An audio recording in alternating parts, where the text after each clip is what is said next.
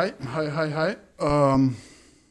So I wanna to show how all this project work because yeah, of course I know that you have like big description of this project inside of repository, but probably no one will actually clone it and install it. And I understand that it will need a lot of time to find out what is happening and install it, set up it properly.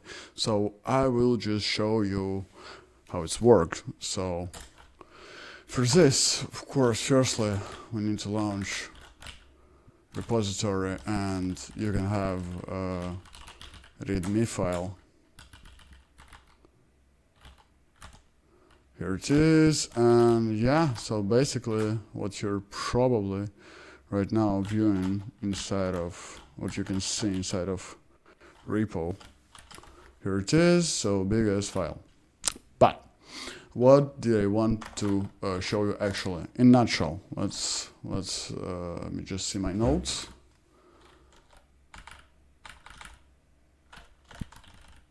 Okay, yeah, I remember that I do not know Mandarin. I don't know why is it here. So we'll start from simple things. What is this project about? This project is about loading external data inside of already database that is in use in your project, and this is a big problem because external data and your project databases, they all have a pretty different database structure, and so you need to check if some record exists inside of your database. If so, you need to update it. If it doesn't exist, you need to create it from scratch. So a lot of validation, a lot of checking needs to happen. And also, if you have a lot of data, like I had, like 3 gigabits of JSON file, it can be really hard to process this using Python. So that is a project that is solving this kind of issue. Okay, let's start. So firstly, what is about data? Let me actually open GitHub repository. GitHub. Okay.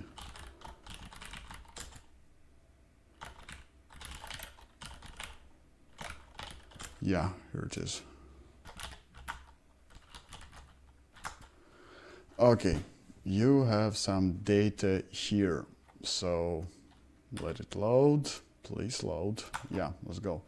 So we have what we have here is kind of reports about working in some kind of car repairment service, and this is kind of report that is going through months. So, for example, some customer came to us and he told us, like, I need to, I don't know, make engine of my Mercedes work better or faster or something.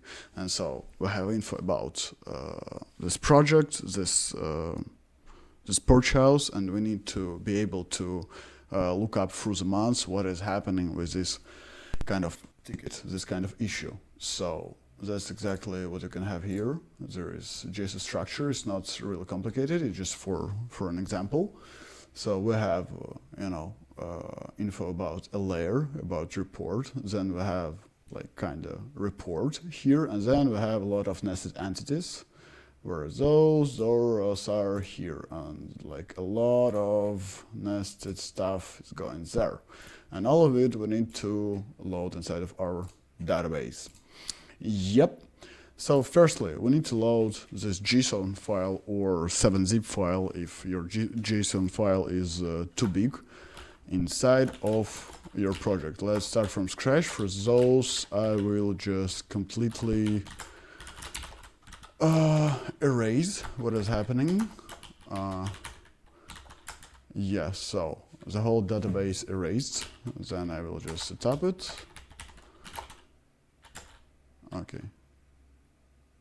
Let's go, we'll create a database, let's run it in daemon mode, and I have a just file here with some commands. This will make easier working with database, with the whole project.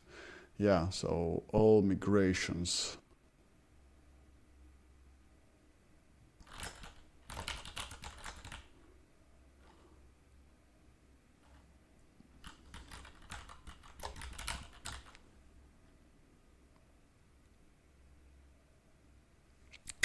Let's wait a minute. All migrations are done. Let's create super user for project. I just wanted to set it up from the scratch.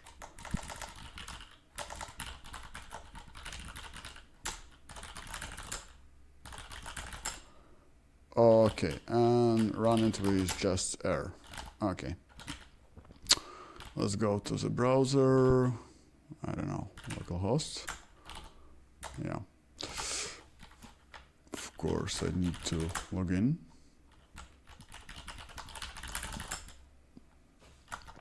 And back to Swagger.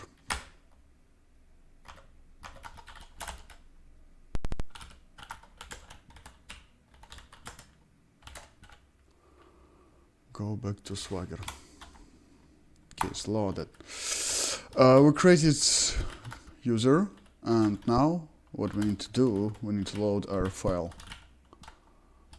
Here it is, endpoint for loading. Try will open next thing. Probably I have big data double JSON. Yeah, it's here. So what we're doing is this. We're just dropping it inside of our project. Yeah, it was loaded. We can check it in our database. Let me enable data grip. Pink. Okay, it's here.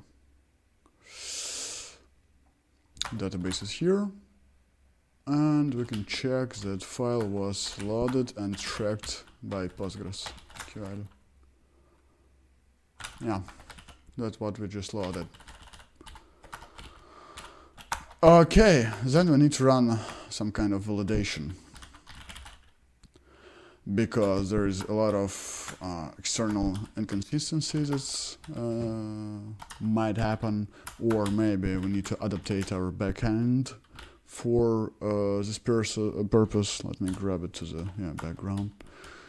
Yeah, so we need to do a lot of automation checks. Let's run. Execute. And we have output. Of course, you can enable it through Celery, or like I did right now, just through backend.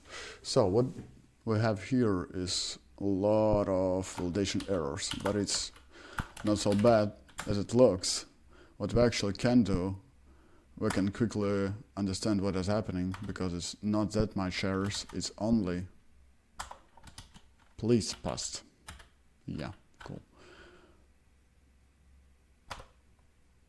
Yeah, it's only, I think 38. Let's pass it again. It's 38, so 38 items. But it's not so bad, because we can quickly understand what is happening. We have a few type of errors. One is not found for, if we need to manually create some kind of entities. And a lot of them are just, let's just filter them by, I don't know, type. Sorry, I'm lammer. Type not found, for example. Yeah, that's how many not found errors. So first, what we need to actually do, we need to fix as much as we can automatically. So I have an endpoint in which you can pass all the validation errors, and it will generate some kind of afterfix file. Oh, sorry, not file, I need output like this. Yeah, so what we have here is external data. It consists a lot of profiles that needs to be created inside of our database, our internal database, of course. And so it is just quick, cool output that we can pass inside of user's endpoint. Let's do that. Let's actually switch to data grip for a second. Yeah, only mine super user is here. And bam. Sorry, what am I doing? We're passing it. It takes some time. And we are done. So let's switch to data grid again. Yeah, everything's cool. Profile table. Yeah, everything is good. Okay, run validation again because we got rid of some kind of errors. And now we have less errors. You can see it if I will paste it inside of JSON editor. We have only 11 items. So this kind of items, they're for enum-like and mapping tables. If you wanted to know, if you wanted to understand better what are those kind of entities, what are those kind of tables, just read README file documentation. Sorry, I will disable notifications. Yeah, and yeah, you will understand. But right now we need to quick fix, and I already have like SQL script that was pre-written before I started to record this video. Let's go to our project. Let's go to README file. It's here, and just copy this file. Did it copy? Yeah. Then copying rav. Rav? No? Okay. Doesn't work like this. Just copying like I'm a bot. Going to same directory, just PSQL. It will use environment variables that contains credentials to my database. So I'm inside of PSQL command shell, just passing all of it, and seeing some kind of error. I already can understand why. Made a mistake.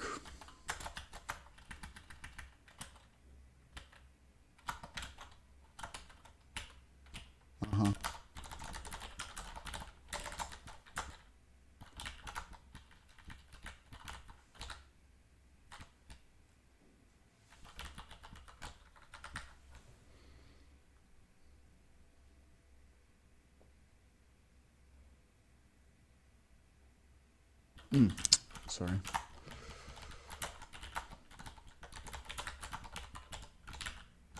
Need to remember to fix it. Okay, it was done.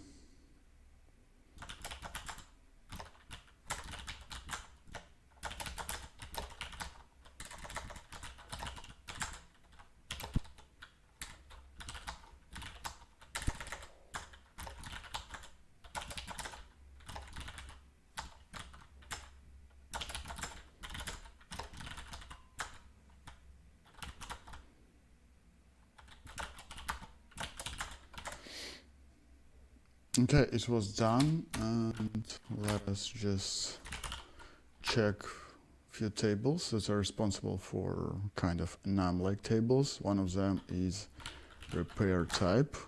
Yeah, we have other here. I don't know, measure event. Yeah, no, this will be empty. It's okay. And now, for hopefully the last time, we'll run validation again. Yeah, no errors. So that's cool. That's cool. That's a big step. Let me just get to my notes again. Okay. And a little bit heads up about structure of this project. So let's open some Lammer front-end program for writing code. So, of course, we have a few Django applications. One of them is just for storing your internal data, and second is for loading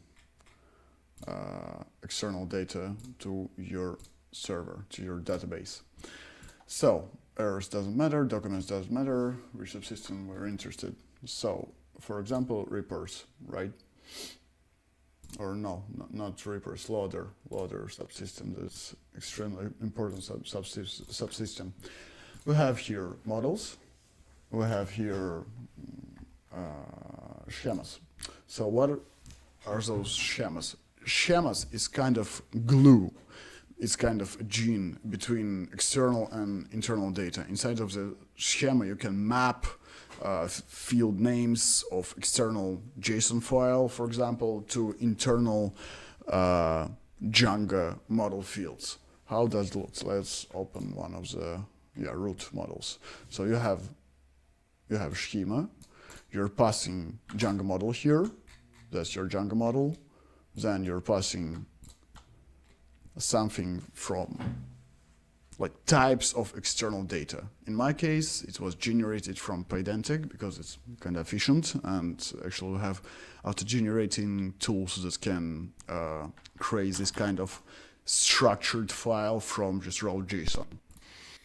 So, yeah, you're passing two entities. You're telling to the schema like this is models, this is external model. Of course, I don't know, all of it has type hints, and then you are mapping fields, parent fields, doesn't matter, comparison fields. It's fields that kind of controls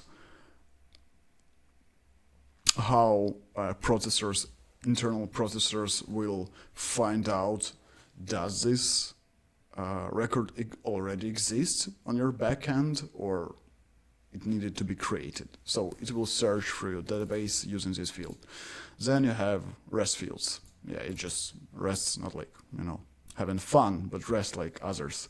So other fields, you have other fields here, and there is just regular fields that you need to import.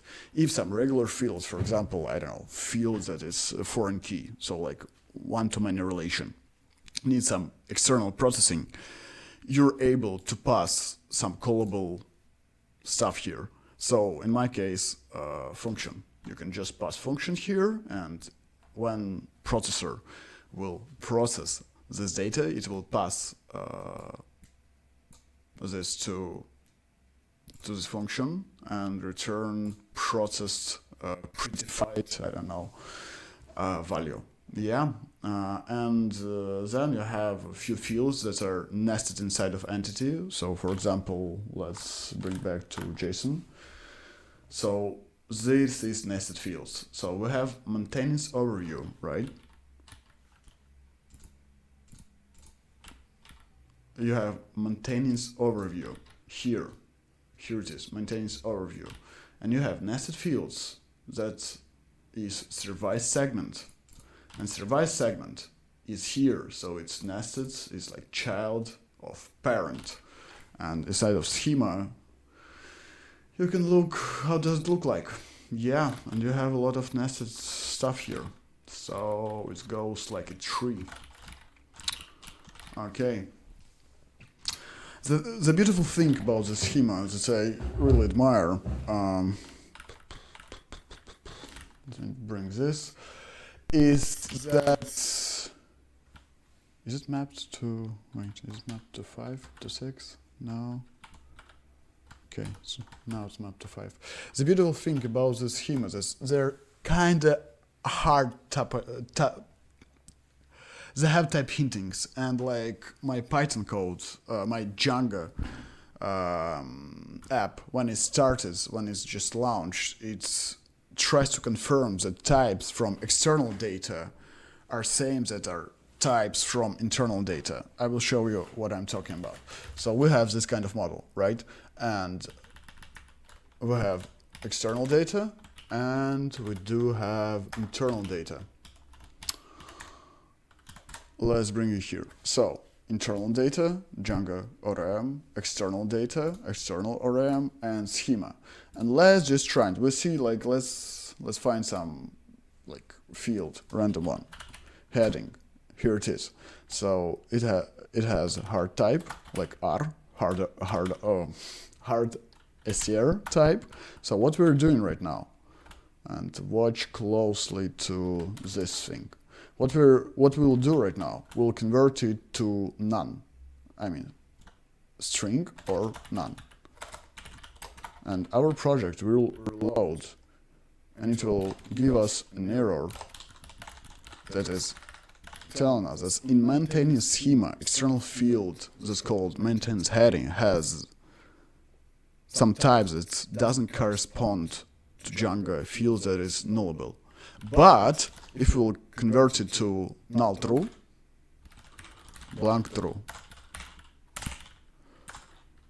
long true. This error will go away. Yes, because right now it's correspond. Or, for example, we can do something different. We can try to convert it into the... No, not like this, wait. We can try to convert it into the integer field. It's reloading, and it's telling us that database field does not correspond to char field. It needs to correspond to integer field, yeah, inside of Django RAM. And so it's a lot of checks. For example, like duplication of fields. Yeah, we have specific errors for that too. Or, I don't know what else. Or if maybe I will make some kind of mistake when I'm... Wait, let it restore. Yeah, or maybe I will make some mistake in this string, so I will create some kind of field that actually doesn't exist inside of maintenance overview. Yeah, we have specific error for that. So a lot of checking that was provided by... This was sponsored by Python meta classes feature, because we have them inside of generic loaders schema. Yeah. Here we have mixins for all type of the checking that we need to use inside of this structure. Okay, I think probably that's enough. Probably that's enough. Okay, we load file for now. We did validation. We fixed errors that was inside of that were inside of validation output, and now we need to do the interesting part. The most interesting part is we need to load all the data inside of inside of our project. So for this we have endpoint that's called load. And inside of this endpoint, we just need to pass file ID that was previously loaded in our database. And I want to remind you that for now, all of my database is clear. So we don't have anything inside of maintenance overview. We don't have anything inside of, I don't know, what do we have here? Chief mechanics, this is actually weird M2M table. We have nothing inside of quantity. Yeah, let's save this table.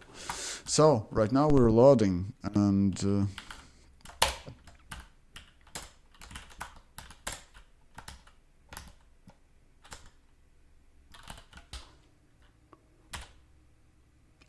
it was loaded very quickly because we don't have a lot of data in this example, unlike my past. So let's check, do we have something inside of the tables? We have something inside of the maintenance overview.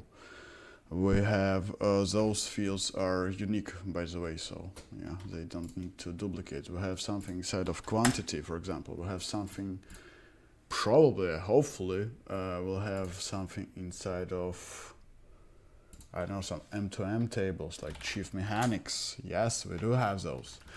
And the beautiful thing about that, the things that I admire, that you can see this field.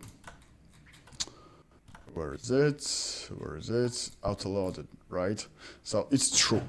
But if we will change something, like we'll do something like this, now I'm saving, just watch closer to this field, what will happen? What will happen is that right now it's false.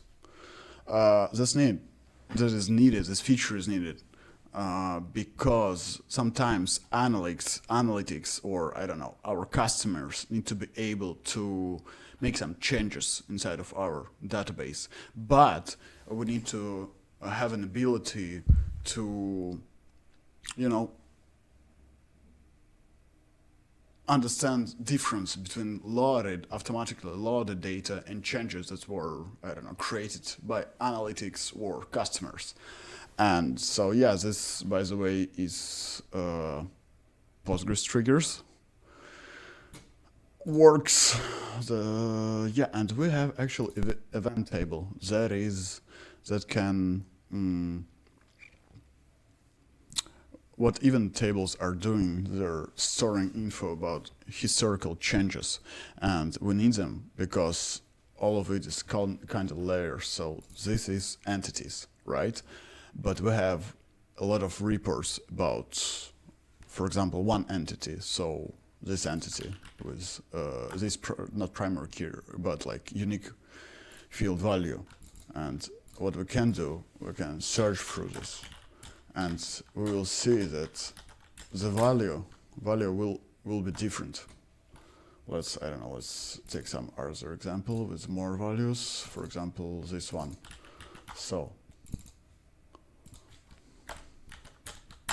yeah, we can see that 3 layers was created, and a little bit, it is different. So through the months, data was changed, and right now we can see how it was changed, like which fields were involved in this change. And what we actually can see, we can see report ID. So for this entity, this is aim3, right? Yeah, this is called aim3. We can see all the versions that was created for this and that was loaded for this. So we're just passing aim3, and we can see all info about versions. Like this one was created this time, and yeah, cycle name, different months. I mean, it should be, because this data is actually pretty the same. But we can see kind of sequence and order of loaded versions still. What can I tell more about this project? Of course, MyPy is fully involved, Roof is fully involved, a lot of stuff, but in a nutshell, I think that's more than enough. Hopefully someone will watch it. Thank you.